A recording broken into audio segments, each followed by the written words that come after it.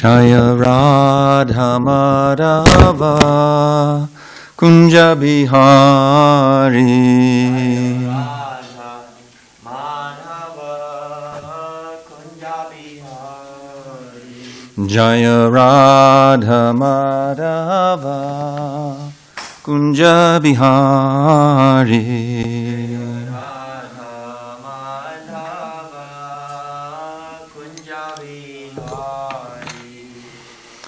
Radha Madhava Kunja Bihari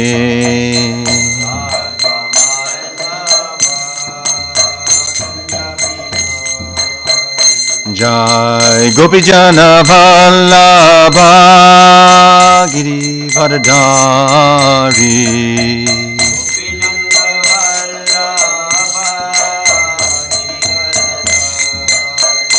Jai Gopijana Vallabha Giri Vardhari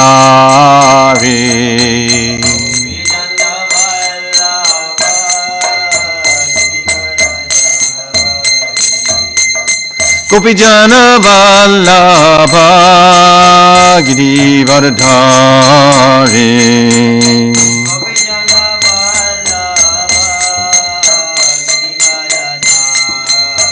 Yashodanandana Brajajana Ranjana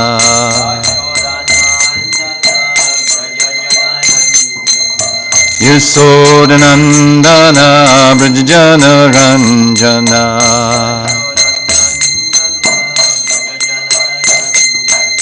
Yashodanandana Brajajana Ranjana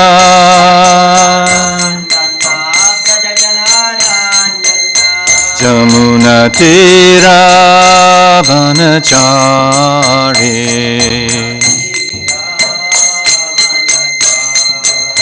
Jamuna Tira Vanachari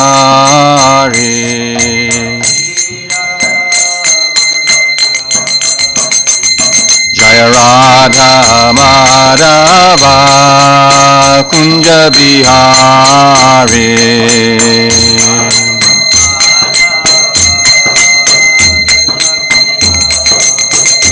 Jaya Radha Madhava Kunja Bihari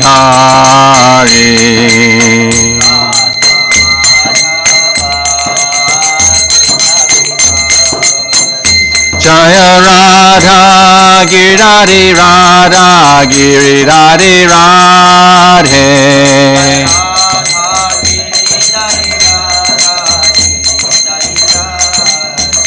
Jaya Radha Damodara Radha Damodara Radhe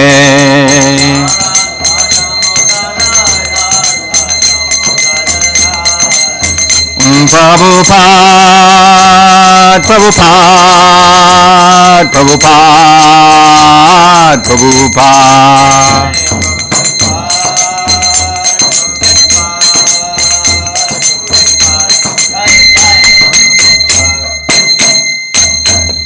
Srila Prabhupada ke Jai Vishpad Paramahamsa Prabhujakacharya Sotara Sata Shishimat A.C. Bhaktivedanta Swami Maharaj Srila Prabhupada ke Anantakoti Vaishnava Vrinda ki, Namacharya Sri Haridas Thakur ki, Jai Rupa Sanatan Bhatta Raghunath, Shri Jiva Gopala Bhatta Dasa Raghunath, Said Goswami Prabhugan ke, Prem Sikaho, Shri Krishna Chaitanya Prabhu Nityananda, Shri Advaita Gadadhar, Srivasadi Gaur Bhakta Vrinda ke, Shri Shri Radha Krishna, Gopa Gopinath, Shamakun, Radhakun, Giri Govardhana ke, Prajabhumi Vrindavan Dham ke, Navadip Mayapur Dham ke, Jagannath Puri Dham ke, Grantaraj Srimad Bhagavatam ke, Rama Akadashi Vrata ke, Samaveda Gaura Bhakta Vrinda ke, Gaur Premanande. All glories to the assembled devotees. All glories to the assembled devotees. All glories to the assembled devotees. All glories to Shishi Guru and Gauranga. Glories to Srila Prabhupada. I'm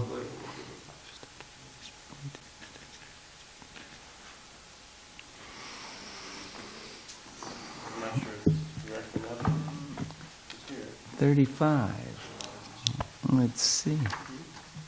Who writes the verses? On the back. Nice.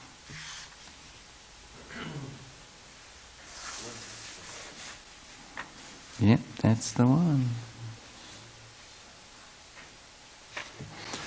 Om Namo Bhagavate Vasudevaya. Namo Bhagavate Vasudevaya. Om Namo Bhagavate Vasudevaya. Namo Bhagavate Vasudevaya. Om Namo Bhagavate Vasudevaya. Namo Bhagavate Vasudevaya. We're getting to hear from Srimad Bhagavatam in the 26th chapter, 3rd canto, about the fundamental principles of material nature. Text number 35, we'll do 36 and 37. Nabasha Shabda Tanmatrat. Nabasha Shabda Tanmatrat. Kalagatya Vikurvata. Kalagatya Vikurvata. Sparsho Bhavat Tato Vyayush. Sparsho Bhavat Tato Vayush. Tvak Sparshasya Cha Sangraha. Tvak Sparshasya Cha Sangraha. Nabasa Shabda Tanmatra. Kalagatya Vikurvata. Sparsho Bhavat Tato Vayush. Tvak Sparshasya Cha Sangraha.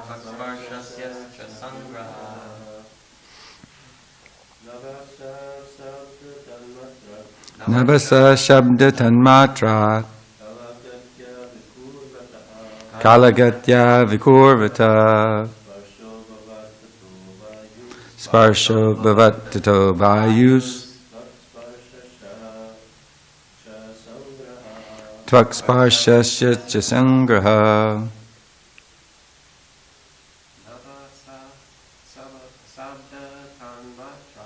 Nabasa Shabda Tanmatrat.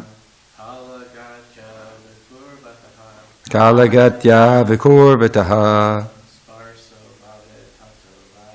Sparsho Bhavat Tato Vyayus. Tvak Sparshasya Cha Sangraha.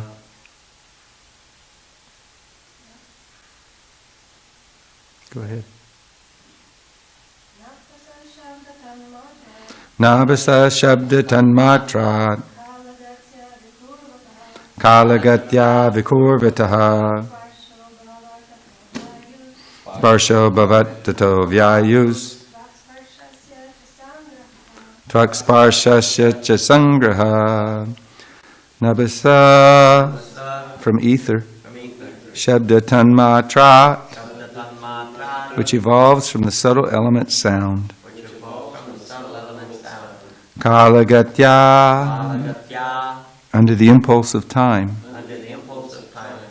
Vikurvataha, undergoing transformation.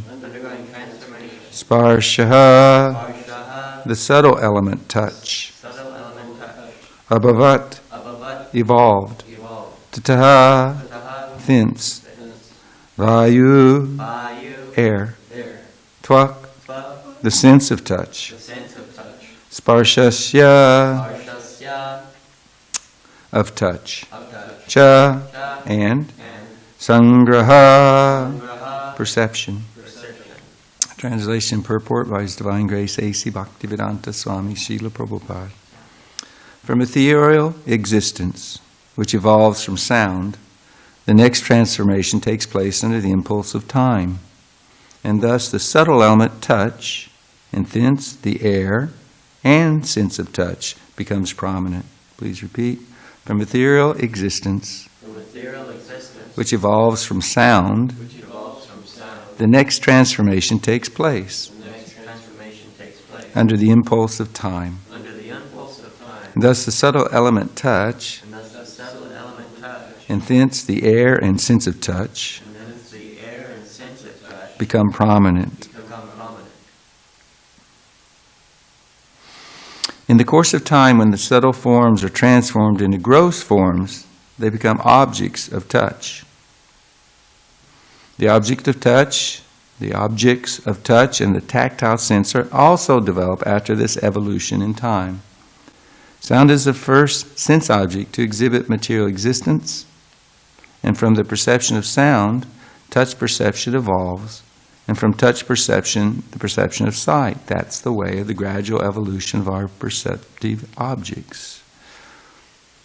Omagyanatamarandasya Gyananjana Salakya Chakshunmilitam Yena Tasmai Shri Gurave Namaha Shri Chaitanya Manobhishtam Stapitam Lena Bhutale Swam Rupa Kadamayam Dadati Swapadandikam Vandeham Shri Guru Shri Yuta Padikamalam Shri Gurun Vaishnavamscha Shri Rupam Sagrajatam Sahagana Raganatan Vitam Tam Sajivam Sadvaitam Savadutam Parjana Saitam Krishna Chaitanya Devam Shri Radha Krishna Padam Sahagana Lalita Shiva Shakan Vitamscha He Krishna Karana Sindho Dinabandho Jagatpate Gopesha Gopika Kanta Radha Kanta Namostate Tapta Kanchana Gaurange Radhe Vrindavanishwari Vrishabhana Sutta Devi Pranamami Hari Priye Tapta Kanchana Gaurange Radhe Vrindavanishwari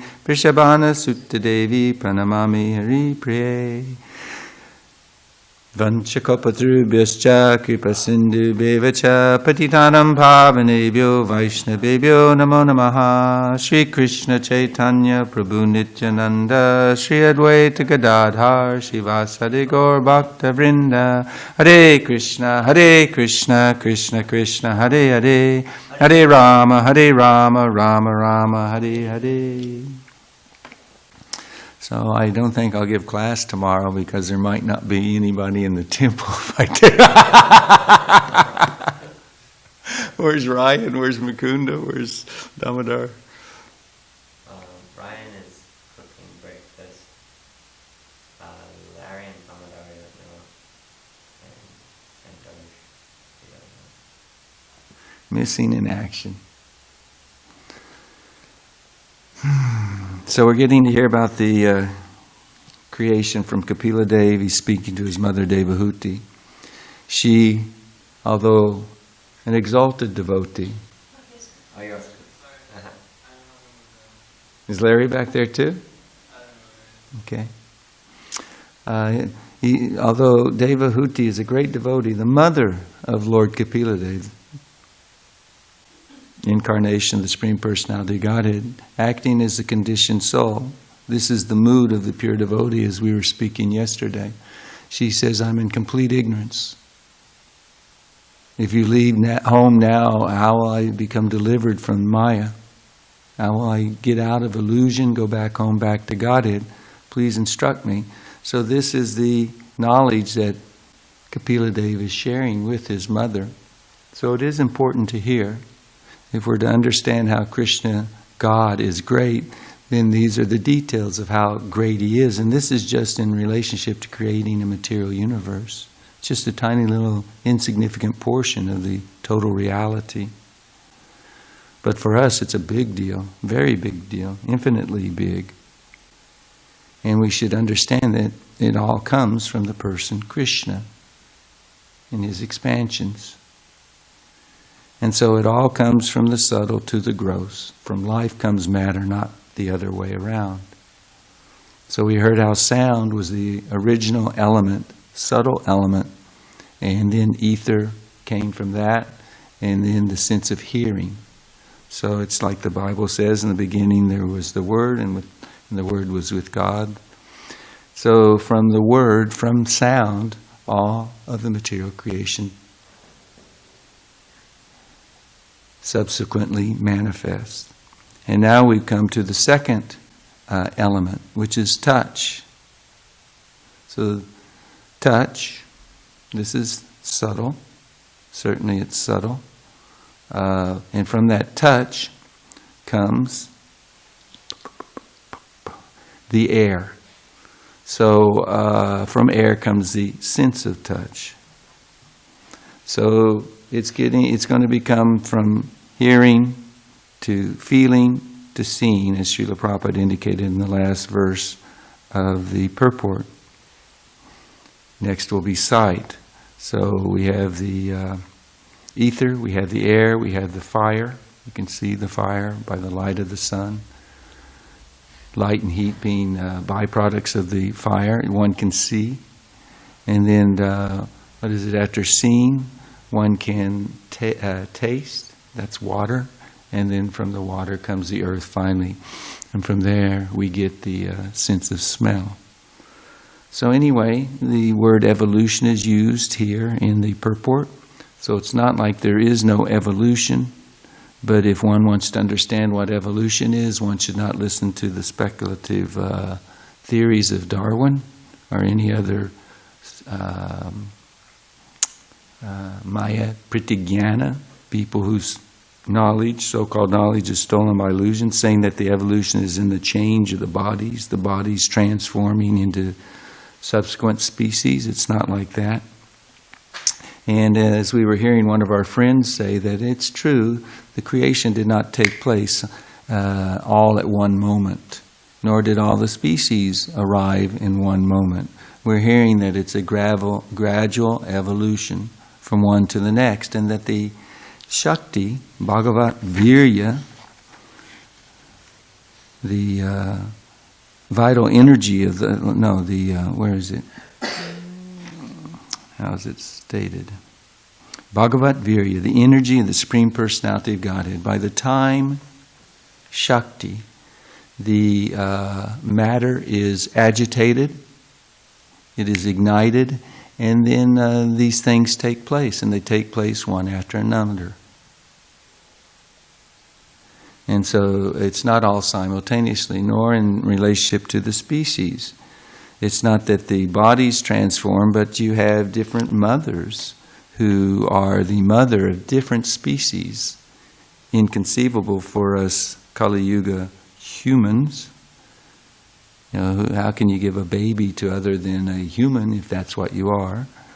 But the Prajapatis and their wives, they were, by the grace of the Lord, the medium through which so many different species, all the 8,400,000 species, they all came from these different mothers, these progenitors, these couples entrusted with this service. So these things are incredible, and they all lend to the glories of the Lord. If you were God, how would you do it? Well, Krishna is God, and this is how He does it. And so if we pay attention, we'll learn a little something. Because as it's said, from the subtle comes the gross, and we find ourselves very much in gross consciousness, identifying with the body, the mind, with the place of birth, with our talents, etc. This is a very gross, mundane consciousness. When in fact we're a tiny little spirit soul, 1/10,000th the tip of the hair. Yet we think we're something big and important, etc. So this material universe, it's a tiny little pea actually, not even in consideration of it being the smallest universe, but in and of itself, any and all the universes, they're covered by these grosser elements. You know, outside of the universe, there is a limit to the sphere of the universe. Material scientists have no clue about that. How could they? It's beyond their purview. But you have your layer of earth, and there are 8 layers surrounding the universe, and each one gets 10 times thicker than the previous layer. So it's kind of like having an old, Tootsie Roll or something. But the candy, sugar part of it just gets bigger and bigger and bigger. And inside you have the tiny little chocolate. So we have the tiny little universe, and then we have the planets, and then we have the countries and the states and the cities and the buildings, and then you and I sit here. And yet we think we're so important, so significant that this universe somehow or other revolves around us. Not at all. So these things are meant to help us understand how great Krishna is and how insignificant we are and how totally dependent upon Him we are. Text 36. Mirdutvam katinatvam cha shaityam uchnatvam eva cha etat sparshasya sparshatvam tanmatratvam nivasavata.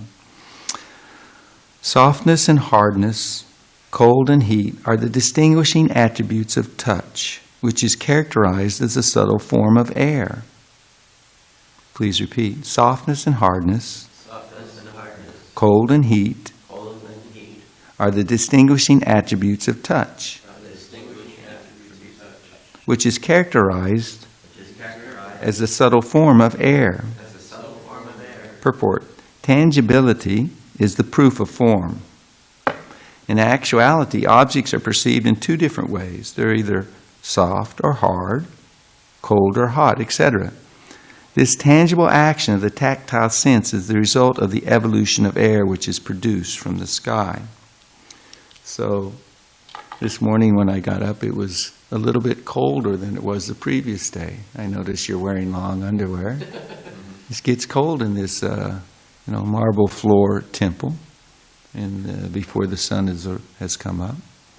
And we sense this through the assistance of air, like the sense of touch, or even the hairs on the hand or arms or this or that. They're very sensitive and aware of the softness or hardness or the cold or the heat. It's very interesting how these material elements, although one thing may start out soft, it inevitably, to the perception of the living entity in illusion, it turns into hard. Just like you're sitting on a comfortable seat. Those are nicer seats than the plastic seats. But if you sit there long enough, your behind's going to become sore because it feels very, very hard.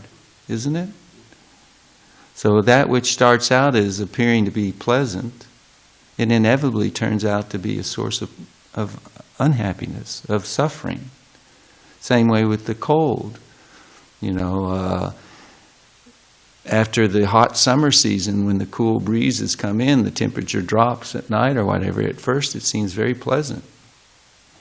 But then after some time of experiencing the coldness, then what happens? Your mind is wishing, man, I wish it would warm up. Wish we had the floors that were heated from underneath. Or even just a heating system sometimes. Hot water feels really good in the wintertime in the shower, but that same hot water is a source of your pores remaining open if you don't end the shower with the cold water, cold rinse. They remain open, and then you're susceptible to the cold that you were trying to escape. The cold enters the pores of your body, and then you become sick. This is the nature in the material world. It just doesn't work out. It's not a place of happiness. It's designed to give the appearance of happiness, but it isn't. It's a source of unhappiness when you see it separate from or without its relationship to Krishna. So in the Bhagavad Gita, Krishna advises matra sparshas takonteya sitoshna sukudukudha agamapayam nityam stam satikshasa bharata. That we have to learn to tolerate these things. You know, sitting like this, my knee wants to talk to me. My ankle, which I sprained, is talking to me. And it's like, so I have to prop myself up just to try and sit to talk for a little bit about Krishna and devotional service. But we have to tolerate these things. If we absorb our minds in Krishna, then that is the best way to tolerate. I mean, ultimately, everybody tolerates or learns to, they get used to is the best way I should say.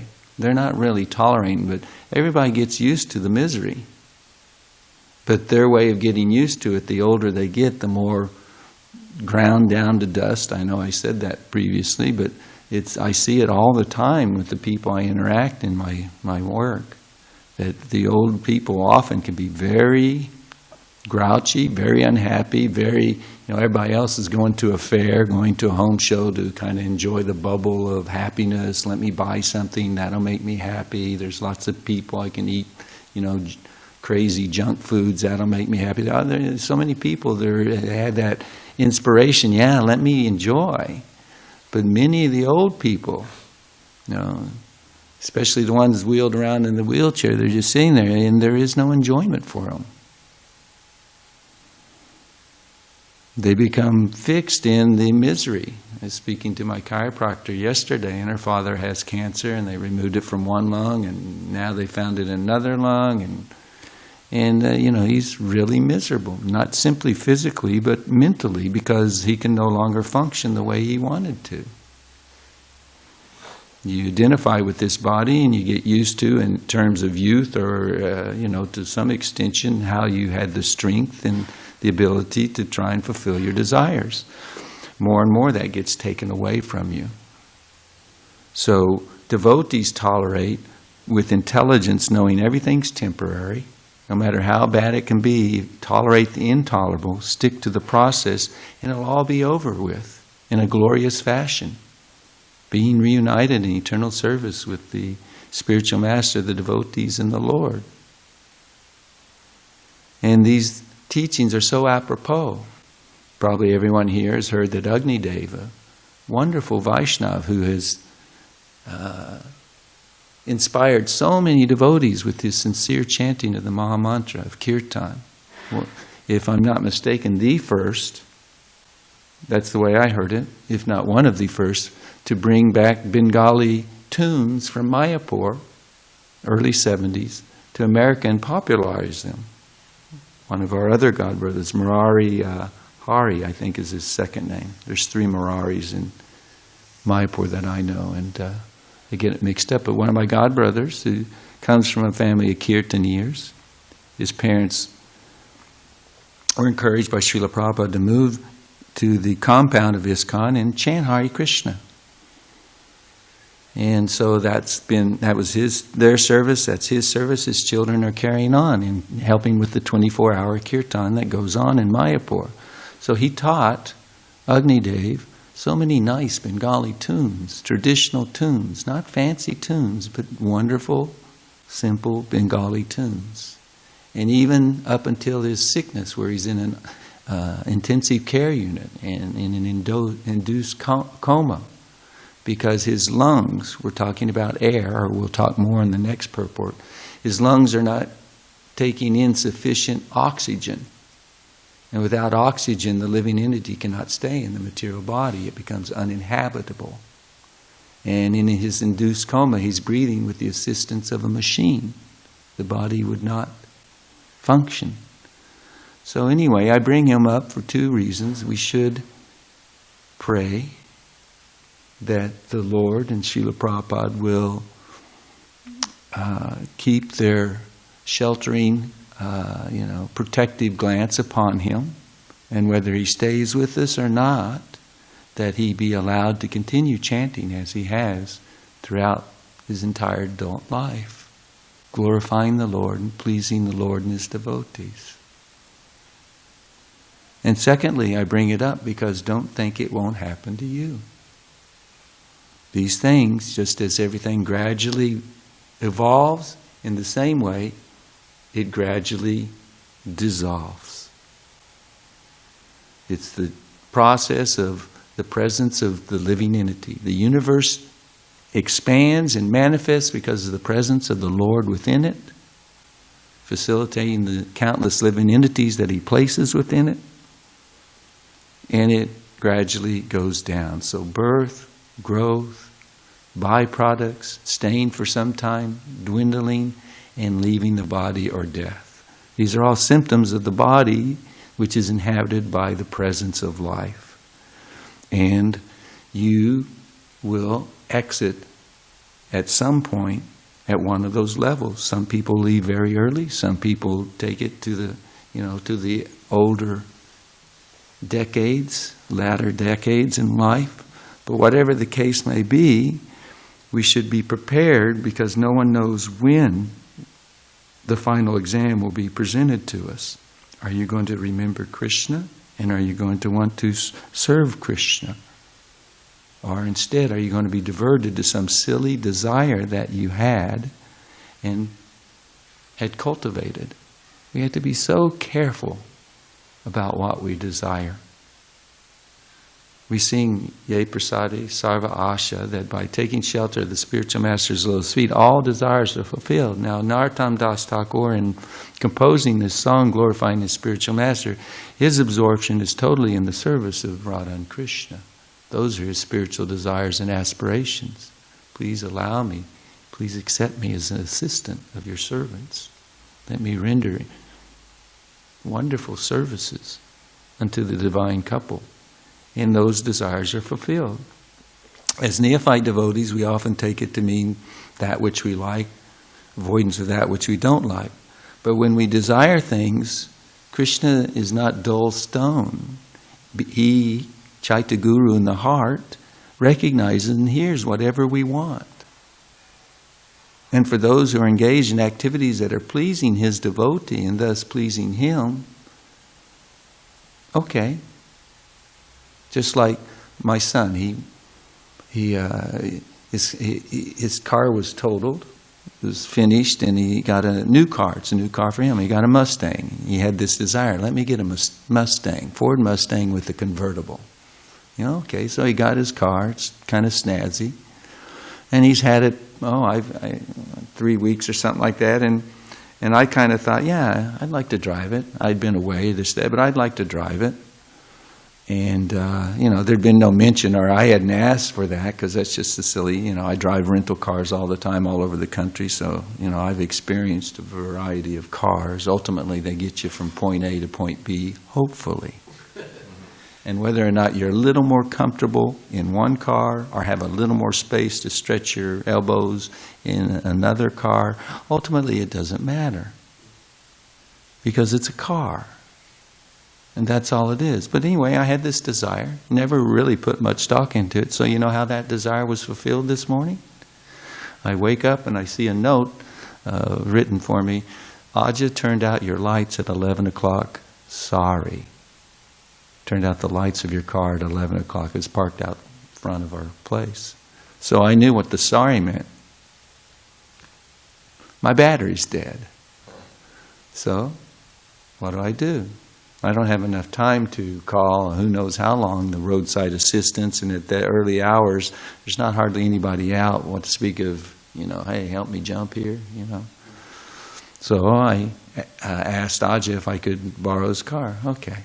So my desire was fulfilled, but the way in which it was fulfilled was, my car sits in the road with a dead battery.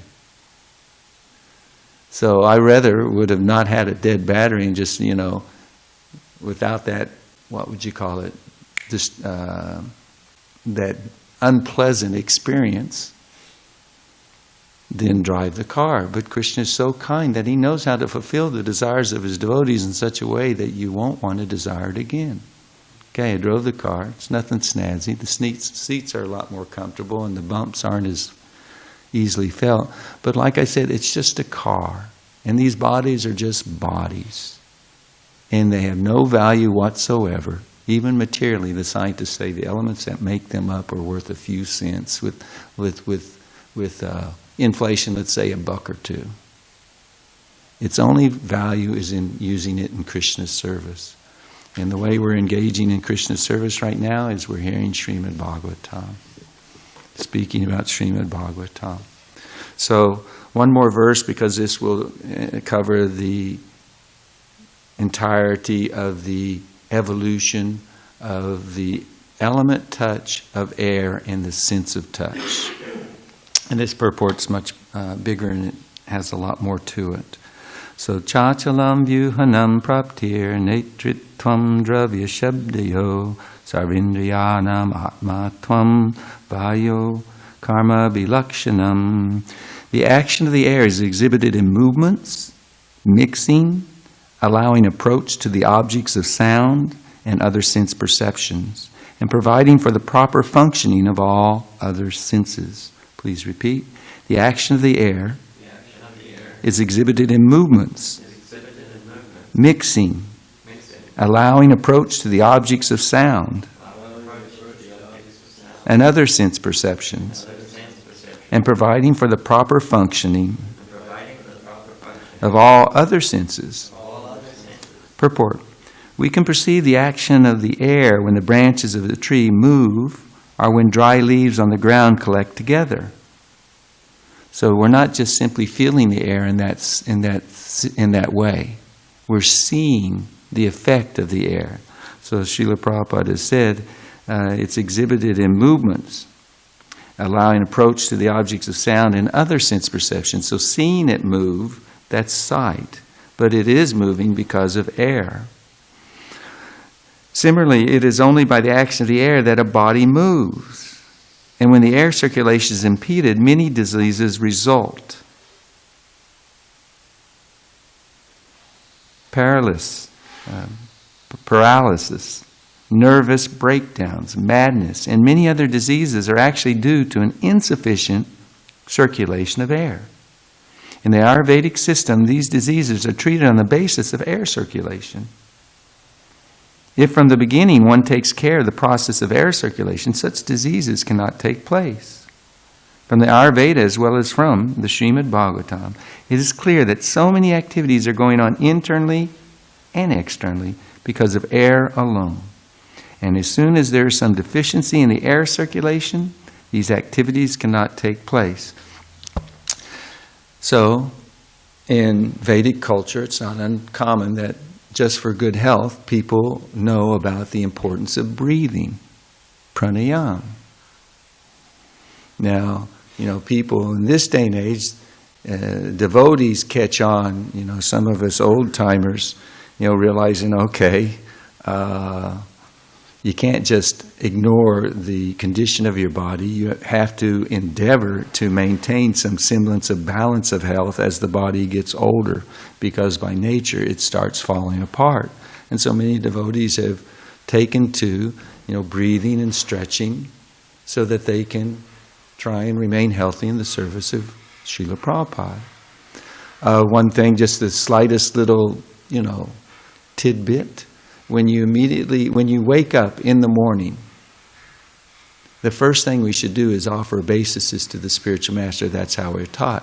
But a tiny little tidbit that to be offered, that first, how you want to kind of like stretch when you first wake up? You're lying down and you kind of feel like, a little uncomfortable, and you want to stretch your arms, that's highly recommended. Because when you sleep, the life air within the body can often become cramped or obstructed. It gets stuck in a certain place. And here we're hearing how when the life airs get stuck, then inauspiciousness in regards to health takes place. So the first thing upon waking up, it is encouraged with your body to really stretch it all the way out, because you get to a point of cessation where you feel like, and it feels good. And the reason why it feels so nice is because the air has circulated in the body. It's moving now. And that really helps in moving the car of the body, the vehicle that we inhabit. So this air is so important. Pranayama, Srila Prabhupada. People, I said devotees are recognizing the importance of taking good care of their bodies. And the non-devotees, they engage in these yogas. There's yoga studios on every corner practically here in SanDiego, which is a nice thing. But they have set the bar of their understanding of its purpose so low.